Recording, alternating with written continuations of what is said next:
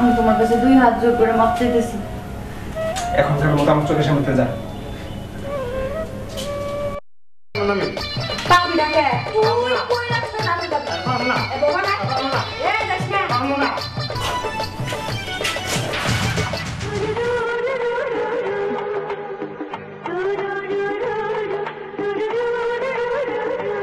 আগে থেকে যদি জানতাম আমি বাড়ির কান্না দেওয়ার সুযোগ দিতাম তুমি দিতাম।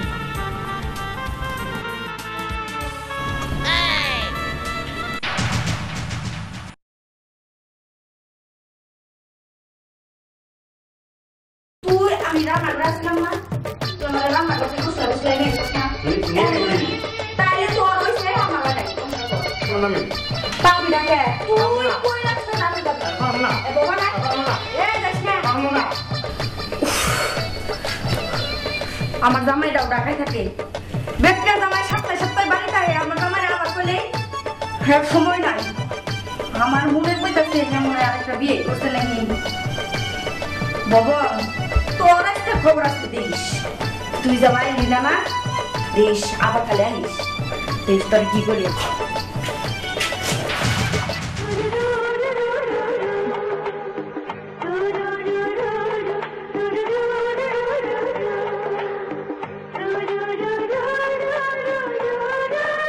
আরে ভাবি আরে দেবজি তুমি হুট করে আমাদের বাড়িতে একটা ফোন দিবা না? আপনি এত তাড়াহুড়ো করে কই যেতেছেন? আরে তো ওর রুমে যাইতেছি।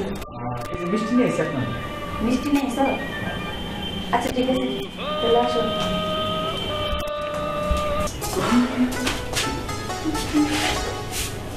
আচ্ছা ভাবি একটা কথা জিজ্ঞেস করবো। আচ্ছা দেখো আচ্ছা ভাই তো বাড়িতে থাকে না? দিনকাল চলতেছে কোনো রকম ভাই আপনার দিনকাল কিরকম চলতেছে? আমার দিনকাল বেশি ভালো চলে না ভাবি।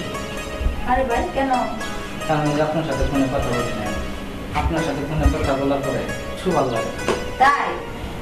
আরে ভাই শোনো আমি তো বিবাহিত নারী আর তুমি তো অবিবাহিত পুরুষ আমার সাথে সবসময় কথা কি আর বলা যাবো? আমার তো সংসার আছে। সংসার তো আছে জানি, কিন্তু একটা কথা তো কি বলবো, ভাই যে বাসায় থাকে না এই 1 মাস 2 মাস 3 মাস পর পর বাড়ি আসে, আর অন্যান্য বাইরে যে চাকরি করে সপ্তাহ সপ্তাহ বাড়ি আপনি থাকেন কেন?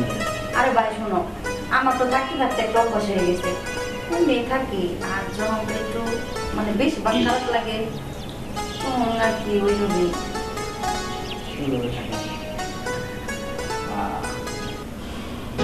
আপনারা এখন থাকছে আর আপনারা থাকতে পারতেছি না। আরে ভাই কি কও? ও আপনার সাথে ফোনে কথা বলি না, ফোনে কথা বলি আপনার সাথে এরপর থেকে আর আপনার আমার কিছু ভালো লাগে না। ভাই তুমি যে কথা আমার শোনাইলা আমি একটু ভাইবা দেখি। আমার কি আছে এখন বারবার থাকে না, ভাই যে সুখটা আপনার দেয় এই সুখটা আমি তারপরেও কিরকম জানি একটা না বাড়িতে লোকজন আছে যদি দেখে ফেলাই তাহলে তো সমস্যা হয়ে যাবে। আরে ভাবি কেউ দেখবো না, আমি চুপ করে আসবো আবার চুপ করে চলে যাবো। আরে ভাই তারপরেও আমি তো তাও একটু একটু কথা বলে আমার মনের জ্বালাটা খাওয়াবার পারি যদি কেউ দেখে ফেলায় তাহলে তো ওটাও বন্ধ হয়ে যাবে। ভাবি আপনি তো ফোনের কথা পেয়ে মনে জ্বালা মিঠা, কিন্তু আমি তো দিতে পারি না, আমার এখন আপনারই লাগবে। রাজি? আরে ভাই আমার যেন কেউ বন্ধ ভয় করতেছে। আরে শুনো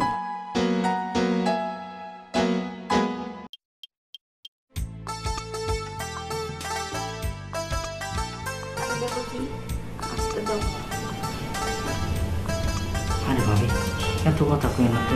আগে থেকে যদি জানতাম আমি বাড়ির কান্না দেওয়ার সুযোগ দিতাম তুমি রেডি কেন?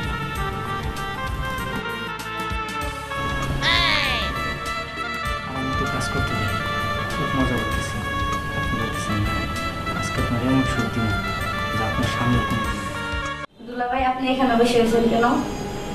আরে অনেকদিন পর বাড়িতে এলাম তো তাই তোমার আপারে সারপ্রাইজ দেবো। আসলে তোমার আপা তো আমার অনেক ভালোবাসে আর আমরা দুজনে ভালোবেসে বিয়ে করছিলাম, কারণ কি ও আমার জন্য না ওর পরিবারটা ছেড়ে চলে আসছে। দেখো কত বছর ধরে বিয়ে হয়েছে আমাদের, প্রায় 7 থেকে 8 বছর হয়েছে, এত দিনের মধ্যে ও আর বাড়ির কথা একবার চিন্তা করে নাই, আর বাড়িতে যাওয়ার কথা বলে নাই। তোমার বাবা তো আমাদের বাড়িতে আসে না, আমাদের ভালোবাসা না অসীম, অনেক ভালোবাসা তোমার বাবা আমাদের। আরে ওই ছেলেটা দুবারে বেরোয় কেন? এই ভবন, এদিকে আয় তো। কি রে, তুই এরকম দৌড় করতেছিস কেন? না ভাই কিছু হয় না ভাই, দৌড় করে যাইতেছিস কই?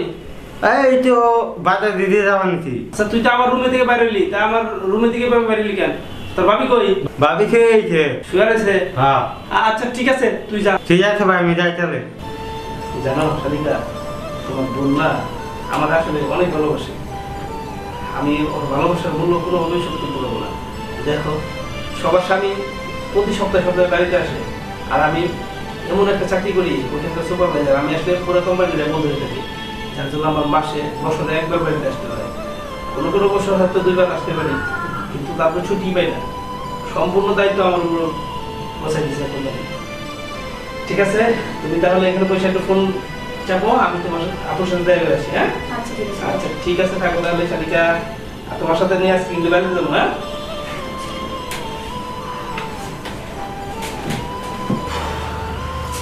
আরে আর তুমি তুমি না, হ্যাঁ তুমি আমার এই প্রথমের সাথে এগুলো কি করতেছো? এগুলা তোমার আমি ভালোবাসে বিয়ে করছিলাম, আমি ভাবছিলাম তুমি মনে হয় আমার অনেক ভালোবাসে। সেই মাত্র আমি তোমার বোনের সাথে কত টাকা কথা বলে এলাম, আমার বউ আমার অনেক ভালোবাসে। তুমি এদিকে আইসা তুমি শোনো, আমি তোমার পাঞ্জাবি ভাবতে ভালো করে ভাবতে হতে দেবো না, আমাদের মনে একবারই ভাঙা যায়, বারবার না। আমি তোমার আমার মন গরম করে ভালোবাসছিলাম, ভালোবাসার প্রতিটা তুমি এইভাবে যে আমার দিবা, যা আসলে আমি কল্পনা করতে পারি। আসলে আমি তোমার একদম সারপ্রাইজ দিচ্ছি।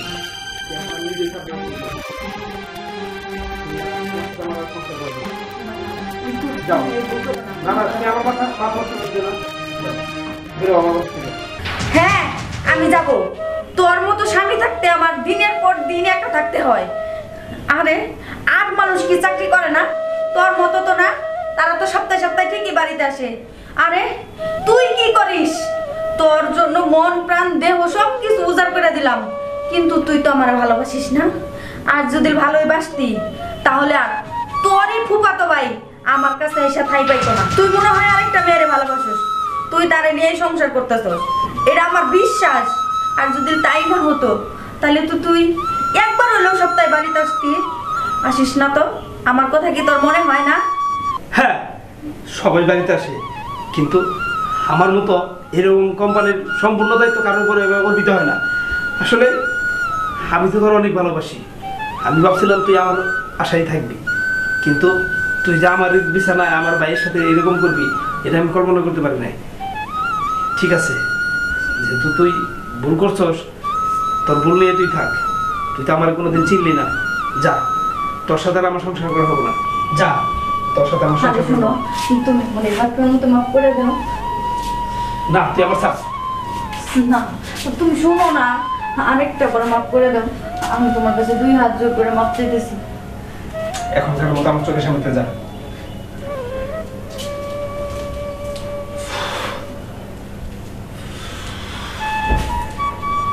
আমি কি করবো? মাফ করে দিব না মাফ করে দিব? আসলে ভুলটা কার? ভুলটা কি আমারই? আমি যদি সপ্তাহে সপ্তাহে বাড়িতে আসতাম তাহলে হয়তো ওইভাবে কারোর সাথে সম্পর্ক চলে যেত না। আমার এখন থেকে প্রতি সপ্তাহে সপ্তাহে বাড়িতে আসতে হবে, আর ওগুলো ক্ষমা করে দিয়া আর একটা সুযোগ দিয়েই যায়। দেখি তারপর যদি ওইরকম থাকে তারপর